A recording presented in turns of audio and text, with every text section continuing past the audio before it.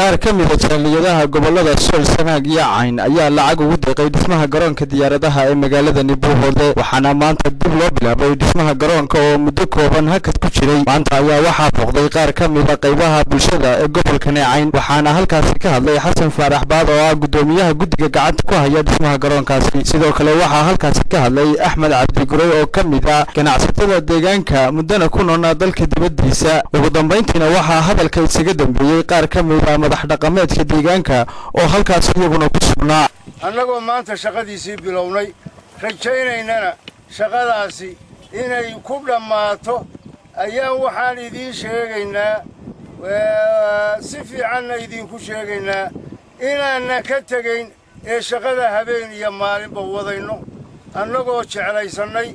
ama rabna si uu ku dhammaado muddo yar oo kooban waxaan leenahay walaalayaal ilmaadeerayaal qurba joogta idinkaa dhammeeyey idinkaa bilaabay idinkaa wada waxaannu leenahay heegan baannu idiin nahay haddaannu garaadada nahay cuqaasha nahay dadweynaha nahay howlwadeennada nahay waxaannu jecellahay oo idinka codsanaynaa hawshaa maanta aannu bilownay inaydan aysan joogsan ee aannu muddo yar ku dhammayno idinkuna aad noogu xil saaran tihiin dhaqaalaha eeriboorka lagu samaynayo horeyna aad u samayseen intaa waxaan raacinayaa war nacalla idinkuma yaale war in yar baa hadhaya intaa yar dhammaystira oo dhaqaajiya oo wax ka qabta waxaan kale idiin sheegayaa adduun weynaha waxaan u sheegayaa haayadaha samafalka waxaan u sheegayaa soonka Cayn waxa ku nool dad 2 milyan gaadha war adduunku miyuu ilaaway haayadaha samafalku weli maanan arag deeq may bixin waxba may qaban adduunku miyuu ilaaway 2 milyan ee qof ee halkaa ku nool ee ka mida ummadda Soomaaliya ka nool ee ogol Soomaalinimada wadaninimada nabadgelyada walaalnimada intaaba ogol war adduunku miyuu ilaaway waxaan codsanaynaa anigu ah gudoomiyihii eeriboorka Xasan Faarax Baad hay'adaha samafalka adduunka waxa daneeya bini'aadanimada iyo Soomaalinimada si degdega in loo caawiyo oo eeriboorkaana looga caawiyo malihin eeriboor dekadna malihin wada laamiyana malihin dad xidhan oo labada lugood iyo labada gamcoodba laga xidhay afkana shoroota laga saaray baana maantaanu iska furay afkii shorootadii naga saaray oo aanu wax aragnay oo wax garanay eeriboorkaasi 2 sano u soconayay war xaggee adduunka miyaan bini'aadanimo jirin hay'ada samafali miyaysan jirin maxay ku dhacday in 2 sano uu socdo oo markaa la leeyahay hay'ada samafala jira inaysan jirin baan u malaynaynaa ama inta ay garanayaan ay wax siiyaan waxaan leenahay walaalayaal si degdega noo soo caawiya oo waxa aad nagu soo caawinaysaan 3 nimanka howlwadeenka ha soo mareen meel kale yaan noo soo marin waayna soo gaadhi maayaan intaa waxaan raacinayaa dhalaale ciddii Soomaali ah eeriboorkana martiba u yahay waxaana wixii Soomaali ah magaca Soomaaliya sheegta waxaanu doonaynaa Soomaalinimo in lagu caawiyo walaalnimo lagu caawiyo siyaasadaha yaryar waa dhamaanayaan waa iska baaba'ayaan aakhirka Soomaali baa midoobaysa war Soomaali intay midoobayso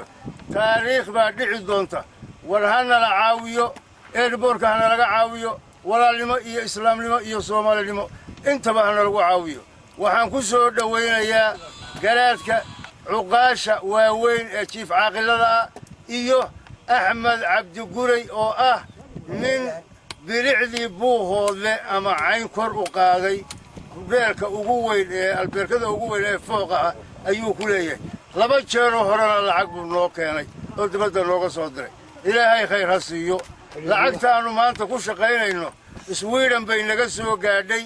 waana ku wadi doonaa mid kalena waa ka rajaynaynaa jaaliyadda Sweden baa soo dirtay war intiina kalena ku daydo oo ku soo xijiya si aan shaqada uga fariisan haddaanu 28 jeer buu fariistay looma baahna war miyaan dad lahayn miyaan ummad lahayn miyaydan damiir lahayn miyaydan dad wax garanaya ahayn wakhtiga miyaydan ku xisaabtamayn war eerboorka kuwa munaafaqadaynaya ee dabadda jirow ka daaya munaafaqadda wallaahi isagaa idin warranay ka daaya oo dadka ka dhex baxa oo haddaad ka dayn weydaan allah idinka dhex saara dadka waxaan ku soo gebagabaynayaa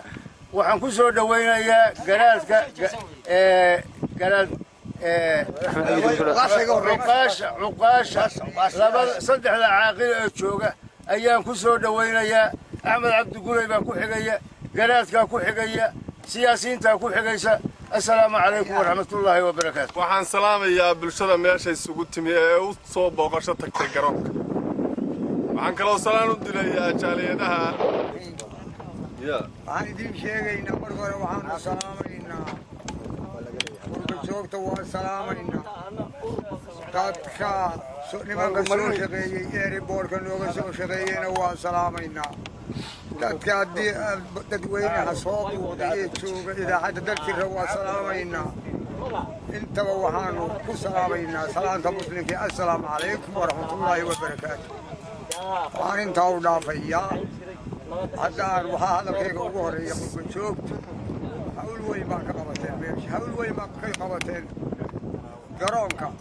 iyo colaaddii iyo dhibaatada jirtayba mid walba qayb libaax baa ka qaadateen waxaannu idinka codsanaynaa qaybta aad ka qaadateen inaad sii wadaan dalka idinkaa u maqan dhammaan odayaasha salaadiinta waxgaradka ragga dhallinyarada ee muruqooda ku dhisaya garoonka beesha dhammaan dadka dhashay gobolka sool sanaag cayn iyo soomaali weynba waxaan ugu baaqaynaa war nagala soo qayb gala samafalka ah lagu dhisaya dhulkii soomaaliya waa og tihiin oo airboort isbitaal iskuul ceel waddo waa arrin qaran ee wax beeli leedahay ma aha wax magaalo leedahayna ma aha ummadoo dhan bay ka dhaxaysaa war ka soo qayb gala waxaannu ku faanaynaa maanta haddaannu nahay deegaanka cayn gaar ahaan magaalada buuhoodle waxaannu ku faanaynaa oo ku qabweynahay in aannu samafallada kuwa ugu waaweyn soomaaliya ka socda ee iska wuxu qabsa ku guulaysannay oo aannu meel marinnay wax yaroo gabagabaabina noo hadhay waxaan ku celinayaa hadal aan dhergii aan joogay maraykanka gobolka virginia washington metropolitan area hadal aan idhi iyadoo aanu garoonku bilownayn shiinaha waan ku celinayaa maantana anoo ku boorinaya hadalkii inuu rumoobay ee aa aqbashaan oo fahamtaan ujeeddada shiinaha wuxuu leeyahay mahmaha odhanaysaa haddaad doonayso buur inaad ka rarto meeshay tiillay oo aad burburiso gebigeedaba uma baahnid miino lagu qarxiyo uma baahnid madaraq iyo cagaf iyo katarabiil uma baahnid waxaad keliya u baahan tahay tallaabada u horrayso aad u qaadda xagga buurta niyad inaad la timaado enwididid buuhoodle airboort buur buu ahaa aan caqliga gelayn in gudin iyo hangool iyo muruq lagu banneeyo aydii iyo dhirtii iyo dudumooyinkii oo maanta uu taagan yahay airboort gebagabadiisii un la sugayo iyo dabaaldeggiisii waxaan idin leenahay dadkiinna dibadda jooga 45 sannadood cimrigayga intii u badnayd oo dhan waxaan joogay dibad waa soo xerooday wax ka macaan nolosha dalka ma jiro weliba iyadoo dagaallo iyo abaaro iyo midyada ay jirteen ayaan joogay waxaan idin leeyahay carruurtiinna dibadda ku dhalatay ee doonaya dal ee doonaya mustaqbil wakaa waa idin bilownaya si ay uga soo degaan oo u dhaqaale waxayna tahay odayaashii cuqaashii iyo waxgaradkii iga horreeyey baaba hadalkii dhammeeyey intaa horta ay dhammeeyeen baan anna ku raacsanahay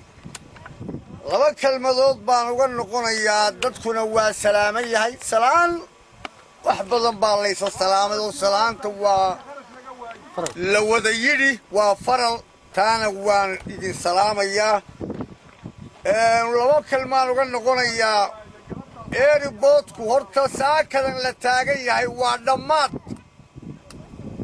هدي لديكو وحير او أنبقادا او هرسان او لمدرسين ويئة انتاس oo haddii la eegana ballaaran haddii la eegana fudud haddii loo soo jeesto oo gacanta la saaro fudud haddii laysku canaadana adag waa ballaaran tahay odayaashii baa dambeeyey tilmaan oo dhanna bixiyey sidaa ay bixiyeen nimayahow waa sidaa waxaan leedahay anigu iyadoo airportku yahay airport Soomaaliyeed airport gaala ka soo degi karto ummad airportkeed uu yahay waxaan haddana leedahay saldhigu oo aan la hadlayaa dadka gobolka Cayn u dhashay baan la hadlayaa gabadh iyo limba ee gurba joogta iyo kuwa gudahaba dhulbahante dhulkaadi horta saldhig bay ka abuurantaa marka gobolka Cayn u dhashay wiil iyo gabadhba la taagayo himmadii sidaa u dhisayseen ula kaclan oo tiraadaan war dhamaystinkii baa hadhay dhulbahanta waa wada gelaya Soomaali baa wada gelaysa oo hamada ku dayanaysa waladiina horta gobolka Caynay wiil iyo gabadhba ee qurba joogtay oloola hor la bilaaba oo airportka aynu ku dhamayno uu dhamaanayaa kuwa ku dhiiran kuwa gudahana sidaasaan leeyahay dadka kale markaas uu ku dadanaya war intaas inuu hagsan odayaasha hadalkii dambeeyay kastaba ahaatee maaha markii ugu horeysay garoonka diyaaradaha magaalada Buuhoodle ee xarunta gobolka Cayn uu hakad ka galo dhanka dhaqaalaha. Xamse Xasan Geele, TV-ga caalamiga Darwish TV Buuhoodle.